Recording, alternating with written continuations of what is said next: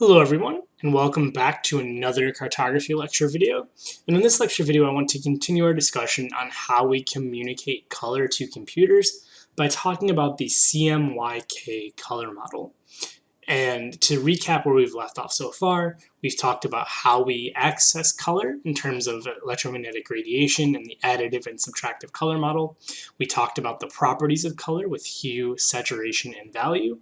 And in the previous video, we talked about the RGB color model, which had to do with the intensities of red, green, and blue being emitted from your monitor or screen, which linked back to this additive color model.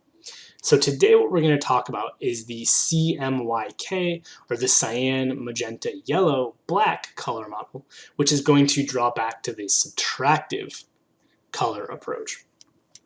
So let's go ahead and give ourselves some room here. And what I've done is, well, actually, hold on. Before I do that, what we're going to be talking about in this video specifically is going to be this idea of the CMYK color model, or the cyan, magenta, yellow, black color model.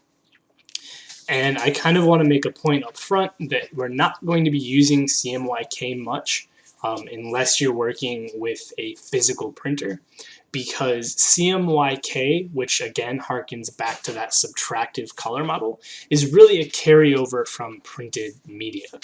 Whereas RGB, which is the model we talked about previously, harkens back to that additive color model where we have computer screens and other sorts of digital media. But it's still good to know how CMYK works, so that if we ever do need to specify it, you'll at least understand conceptually what's going on. So again, what I've done is I've duplicated that cube, the color cube, from the previous video, but you'll notice that I've rotated it to change the orientation. So just like last time, I would recommend pausing the video and copying the cube, noting that I've made the correction for magenta and cyan that we had in the previous video. But note that we have white now down here at the origin, and we have black now up here, and everything else has been rotated accordingly.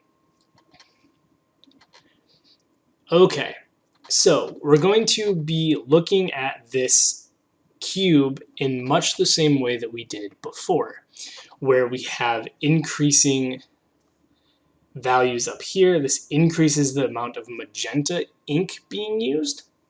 So if we have a lot of magenta ink being used and nothing else, we're going to end up with pure magenta. Let's go ahead and do this. So this is increasing magenta, right? And this would be increasing yellow.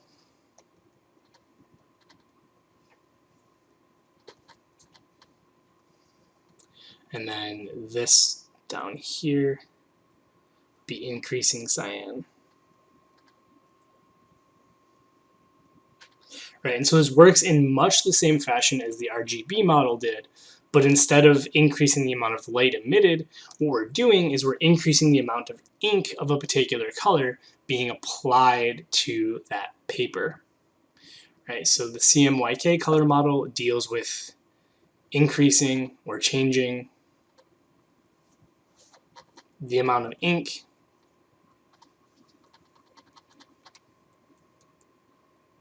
being applied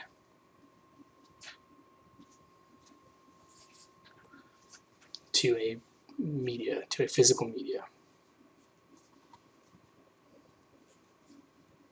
So again, with the RGB color model, right, you want to use that if you're confident that you're going to be displayed primarily in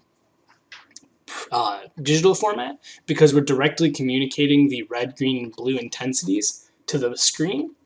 Whereas the CMYK color model, we're talking about ink being applied to physical media. So you would want to describe your colors in the CMYK color model if you're confident that your maps are going to end up in physical media, because they're, even though I've drawn them like this, converting between CMYK and RGB isn't perfect. And so you do end up with discrepancies if you try and go back and forth.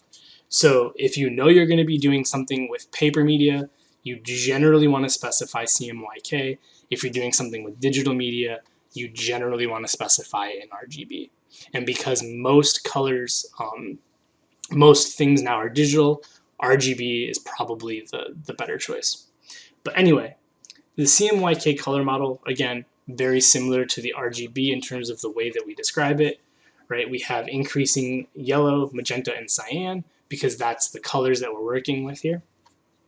And you can see that what we have is the opposite of RGB, right? If we have no ink of any kind being applied, right, we have no absorption happening, right? Because that subtractive color model is all about light being absorbed by ink and us seeing what was reflected. Right? In this case, if we apply no ink at all, or none of the colors of ink, what we have is nothing going on the paper, which means that the light's going to bounce off the paper, all the wavelengths are going to be reflected, and we're going to see white. Right? Conversely, if we apply equal amounts of magenta, yellow, and cyan in equal intensities, right, we're going to have equal portions of all three of those. We're going to end up with black, which means that we're going to end up with a very dark black color. So it's the opposite, right? Equal parts of ink will absorb 100%, versus if we have decreasing percentages of the ink being used, we're going to end up, but in equal proportions, right, we're going to end up with that grayscale.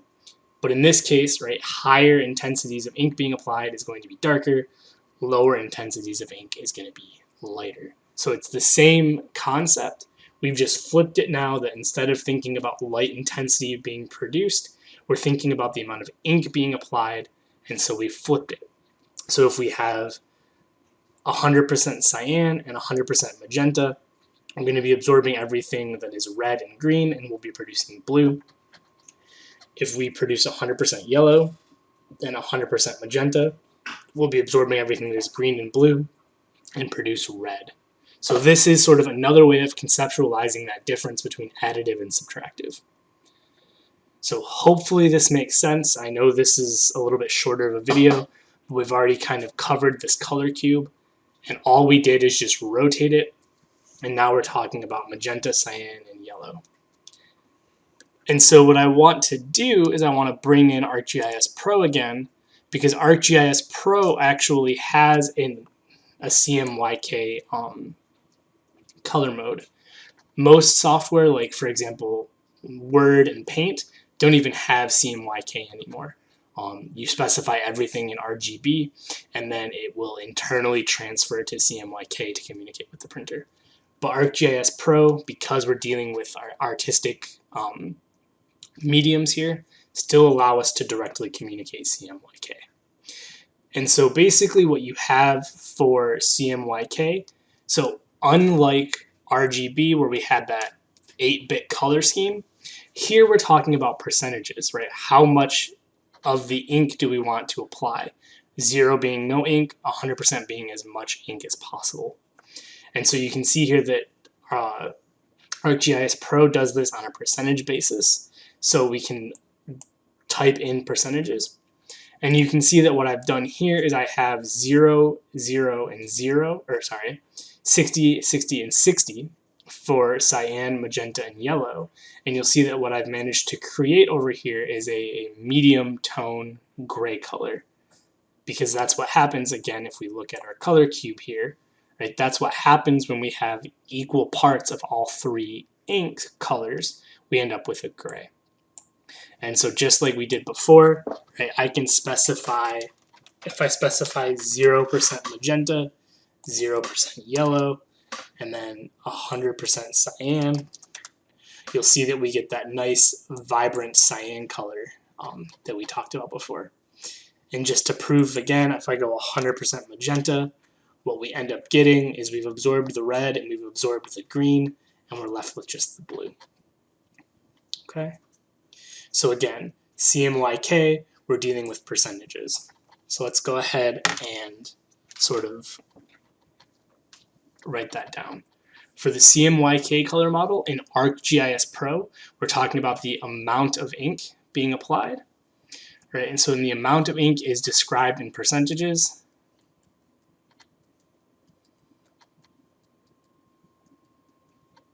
right? So unlike the 8-bit color scheme for RGB, CMYK is described in percentages, so 0% means no ink,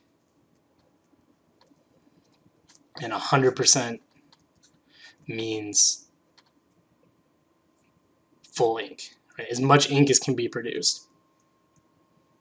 And again, the idea would be that we would be producing a gradient of gray tones if we kept the percentages the same between 0 and 100. So hopefully this makes sense. Again, this idea that we've switched, we sort of rotated the cube so that we're focusing on ink from cyan, magenta, and yellow, rather than light being emitted from red, green, and blue. So hopefully this makes sense. And as always, if you have any questions, please reach out. Thank you.